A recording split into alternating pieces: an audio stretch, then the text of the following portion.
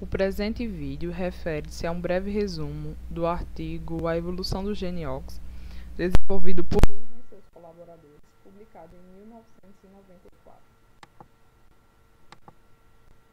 Os genes homeobox são genes reguladores que codificam proteínas nucleares, as quais atuam como fatores de transcrição e são organizados em clusters gênicos, regulando vários aspectos da morfogênese e da diferenciação celular durante o desenvolvimento embrionário de diversos animais, desempenhando assim um papel fundamental no controle do desenvolvimento dos metazoários.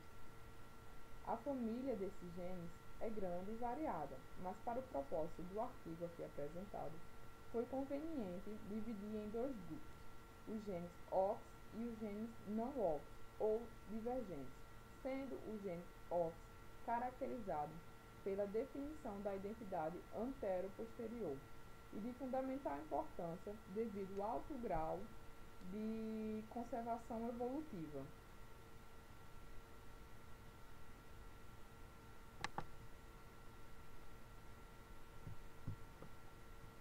Neste artigo, foi revisado a distribuição dessa família de genes em espécies selecionadas nos principais filos de metazoários, de como esses dados avaliam a utilidade para estabelecer afinidades filéticas e o potencial de usar genes de desenvolvimento como um meio de obter insights sobre os mecanismos evolutivos. Para a compreensão do artigo, é fundamental algumas definições. O termo paralogia descreve genes que são homólogos dentro de um genoma. No caso dos genes OX, esse termo é usado de forma mais restrita para descrever genes que mostram um alto grau de similaridade. Por exemplo, os genes OX em humanos são organizados em um padrão notavelmente semelhante aos de pequenos roedores. Genes ortólogos são genes que possuem a mesma função e em uma origem comum, tendo se separado ao surgimento de uma nova espécie. Agora, com essas informações adicionais, podemos dizer que os genes humanos OX são conhecidos, têm seus ortólogos conhecidos, correspondentes identificados aos roedores.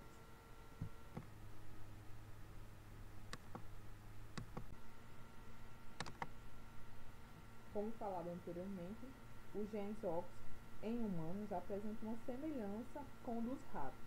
Um exame realizado do número e posições dos genes entre humanos e camundongos não revelam diferenças significativas. Porém, os genes desses grupos são semelhantes desde nemátodos até humanos.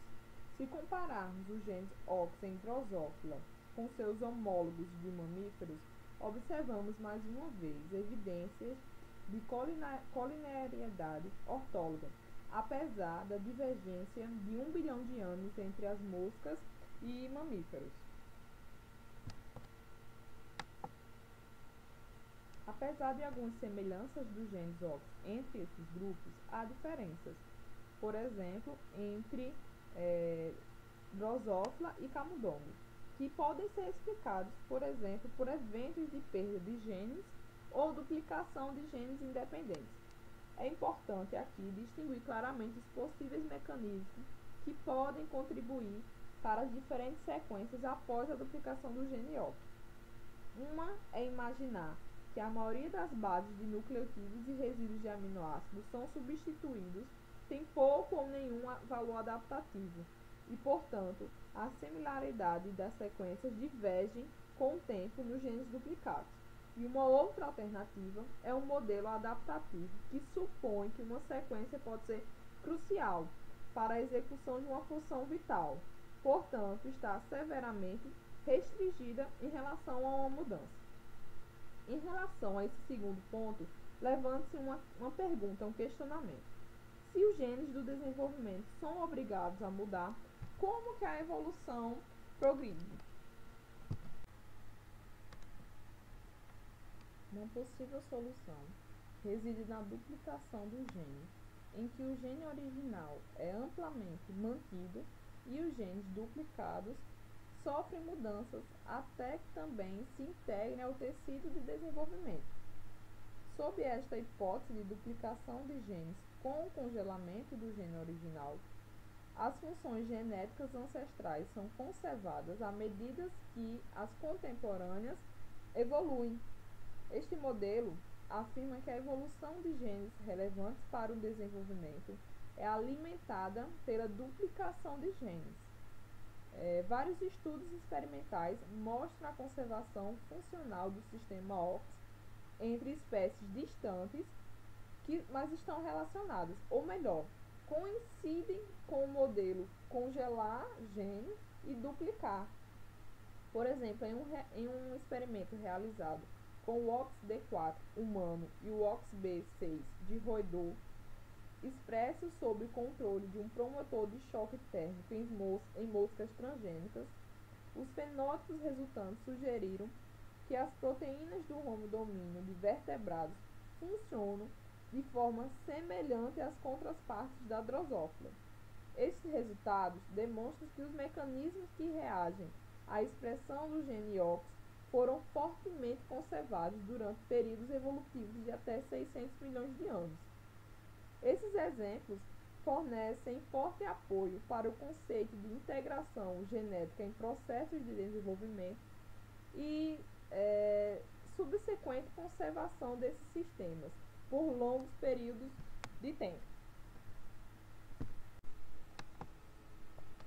Evidências para a expansão do gene OX podem ser obtidas comparando a organização dos clusters nas formas existentes. Atualmente, os dados mais detalhados são de artrópodes e vertebrados. Os genes OX de roedores e de drosófilos podem ser subdivididos em 3 grupos adjacentes de genes: os genes anteriores, os genes mediais e os genes posteriores. Isso sugere que o agrupamento OX surgiu de um ancestral contendo 3 genes e que duplicações independentes, ou seja, adjacentes desses genes, resultou nos 3 grupos identificáveis em drosófilas e em espécies de mamíferos. Além disso, foi examinado também os genes ligados aos clusters homobox para determinar se as relações de paralogia podem ser detectadas nos domínios cromossômicos. A existência de tais domínios podem fornecer informações relevantes para a história evolutiva da duplicação dos clusters e possivelmente fornecer informações sobre a função dos clusters. Foram identificados 332 genes compreendendo 74 famílias. Curiosamente, foi observado semelhanças com relação aos tipos de genes entre humanos, camundongos e drosófilos, com base no nome, função e sequência. Muitos desses genes estabelecem funções de desenvolvimento de codificação de proteínas estruturais, funções de receptores, de moléculas de sinalização e de fatores de transcrição.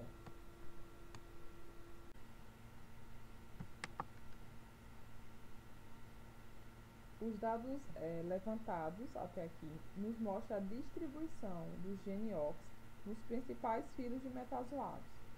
Nesse primeiro agrupamento, nesse primeiro slide, que inclui as esponjas, quinidários, nemátodos e plateumintes, no caso das esponjas, nenhum gene OX ainda foi relatado, bem como não houve uma indicação de genes de grupo de paralogia nessas pesquisas para os quinidários, assim como para os plateumintes, que também não teve nenhum gene do grupo relatado até o momento. Isso poderia estar relacionado com a ausência de uma cauda distinta, uma relação também que pode ser obtida para os quinidários.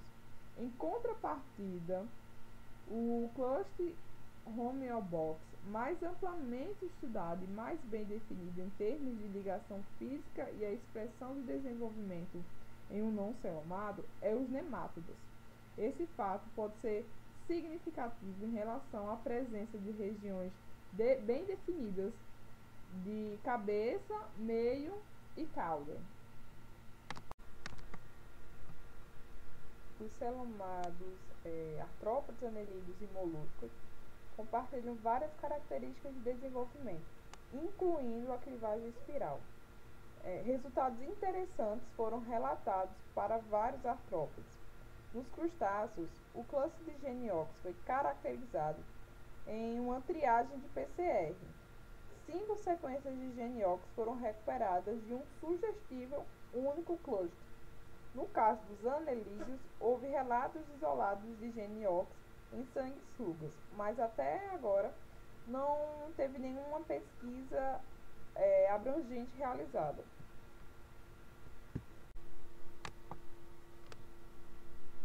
Pesquisas evidenciam a presença do gene Vipiox em equinodermos. Já em relação aos cefaloacordados, embora não seja conhecida a estrutura genômica, os dados indicam que Amphioxus tenha pelo menos 2 grupos, que podem ser bastante semelhantes entre si.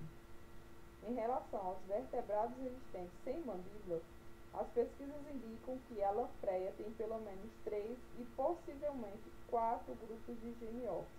Assim, a lampreia pode ter muito bem um sistema ósseo que é mais complexo do que é visto no Amphioxus, porém menos complexo quando comparado aos vertebrados que apresentam mandíbula e membros emparelhados. Em relação aos vertebrados com mandíbulas estudados até agora, aparentemente todos têm 4 grupos de Geniox.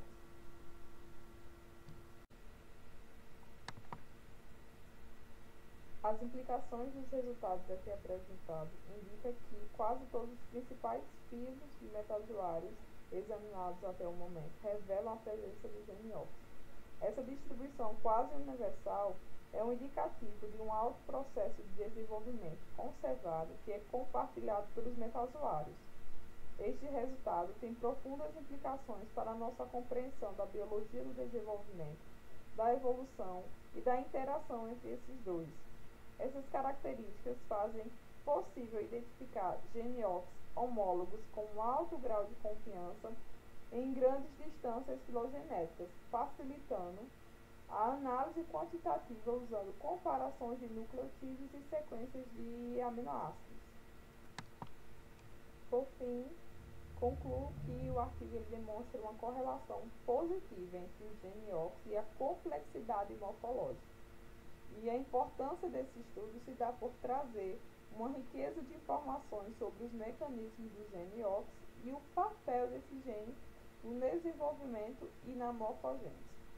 Muito obrigada.